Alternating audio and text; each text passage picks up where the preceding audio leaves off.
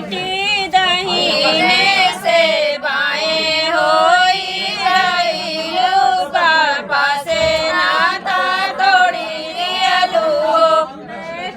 दहीने से बाएं होई जाइबू पापा से नाता तोड़ लेबू बेटी दहीने से बाएं होई गईलू पापा से नाता तोड़ी लियलू बेटी दहीने से बाएं होई गईलू पापा से नाता तोड़ लेबू बेटी ससुर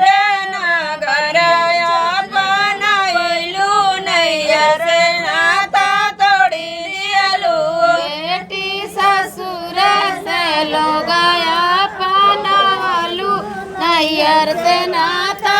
तोड़ लिया बेटी ससुर नगरया बनाइलू नैयर से नाता तोड़ी लियलू बेटी ससुर के लोगया पनालू नैयर से नाता तोड़ दियलू बेटी दहीने से बाएं होई गईलू नैया से नाता तोड़ी लियलू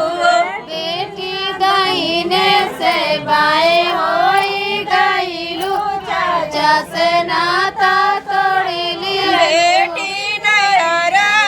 बेटी ससुर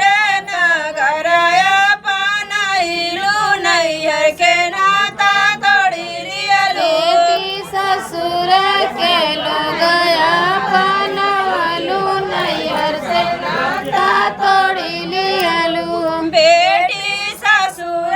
नगरया बनावलू नैयर से नाता तोड़ी लियलू बेटी ससुर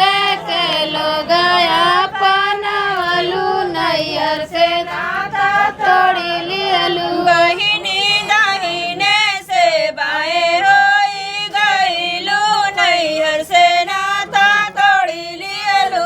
बहिनी दहीने से बाएं होई गईलू नैयर से नाता तोड़ बहिनी भैया दहीने से बाएं होई गईलू भैया से नाता तोड़ी लियलू बहिनी दहीने से बाएं होई गईलू भैया से नाता तोड़ लिया बहिनी ससुर नगरया बनावलू भैया से नाता तोड़ी लियलू बहिनी ससुर से लोगया पनावलू भैया से नाता तोड़ लियलू बहिनी